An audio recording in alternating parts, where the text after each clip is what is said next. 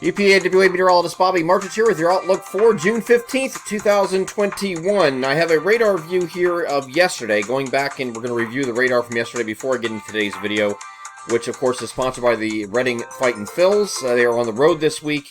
They will be coming back next Tuesday to play the Binghamton Rumble Ponies, which is the Double-A team for the New York Mets. And they've been on a little bit of a roll lately. They've been, I think, 6 of the last 7 that they won. And a lot of that was spent this past week against Hartford at home. And they're now on the road this week against Harrisburg. So for tickets next week, you can visit rphils.com for tickets and pricing information. And again, they'll be home again next Tuesday at 7:05 p.m. against Binghamton.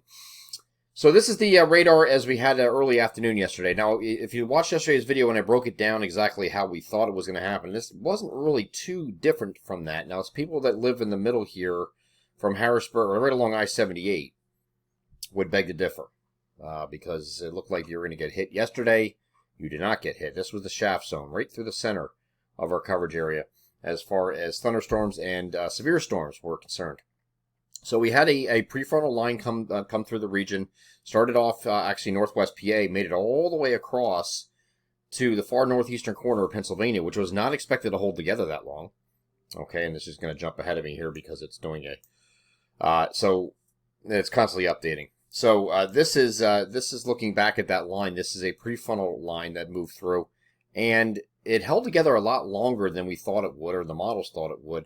So when we had the secondary develop back here, this was already stable air out in front of this. So this had like a little bit of an outflow. A lot of times when these storms, when they collapse, they'll have the winds don't just go poof and disappear that were associated with the storm. So you have an outflow that pushes out from that storm.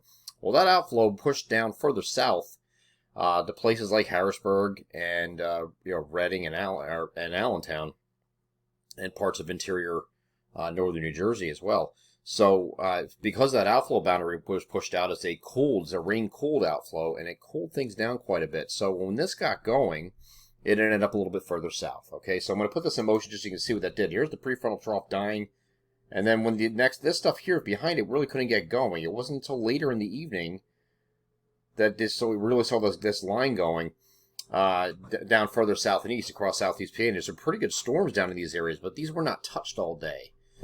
This area was not touched. There was a very good instability and shear to work with, and we had some really good storms that went well past dark down here. And actually, this latest scan here, that when it gets to the very end here, is actually a current image. This is the current radar image. I just stopped it. So that's they're getting slacked across Delaware and southern New Jersey right now with some pretty good storms, and of course on the eastern shore of Maryland. So you'll have that sometimes on severe weather days. You're gonna have some areas that are gonna the haves and have-nots. They put up a severe thunderstorm watch for this yesterday. And rightfully so, for wind damage, but not everywhere in the region is going to get into that. So just keep that in mind when we have these severe thunderstorm watches. It still was pretty active overall. This is today. The associated low pressure that was driving this cold front yesterday is going to have some wraparound behind it because we have a deep trough settling in. This is on the lead of the trough here. So we have some wraparound moisture that's going to move through parts of our region today, and that means there could be a spotty, isolated shower in a few spots, not everywhere. See that? It starts off right about noon here and goes to early evening. So just early driven afternoon pop-up shower. Okay, not a real big deal. Might even be a rumble of thunder with one of these, but that's about it. Okay? So then once we get to the evening and overnight, we clear out, and we are mostly clear for the rest of the remainder of the overnight. And then we're going to have this trough settling in. This trough is sitting right over here, big deep trough here, which is a little late for this time of year, but, we'll take it. It's going to be mean temperatures in the 70s. As you can see next to me here today, we're 74 to 80. We cool off tomorrow, 72 to 78 across the region here. So this isn't bad, but it's mostly sunny.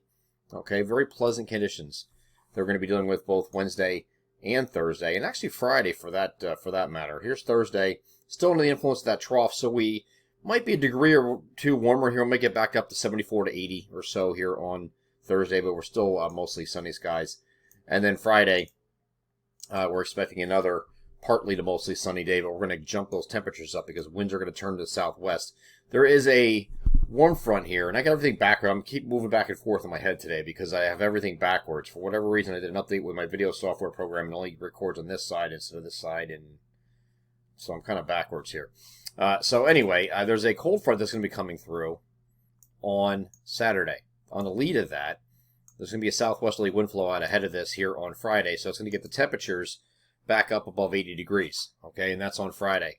Once we get to Saturday, this cold front moves through the region. Afternoon and evening thunderstorms possible, scattered thunderstorms ahead of the cold front. Moves off to the south here on Sunday. We're back to mostly sunny skies on Sunday.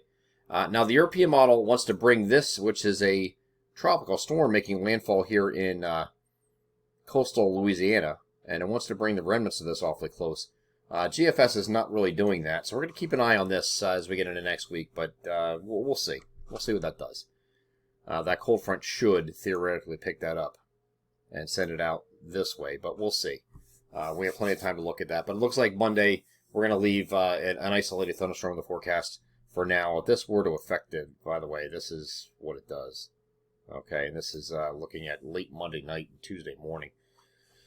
So that's out of our 7-day forecast window anyway. We'll cross that bridge when we get there. Plenty of time to look at that. I wouldn't get too excited about that. It's quick moving regardless. But it does look like we're going to have a pretty decent weekend other than the late day thunderstorms. Don't go canceling plans just yet. Today's only Tuesday. A lot could change with timing and things like that for Saturday. Right now, just bank on some later in the day, some scattered thunderstorms moving through, and that's it. Quick line, whatever. And then Sunday looks like a mostly sunny skies day with temperatures still above 80, but with lower humidity to round out the weekend. I'm EPAWA meteorologist Bobby Marchus. That is your outlook for June 15th, 2021. Have a great Tuesday.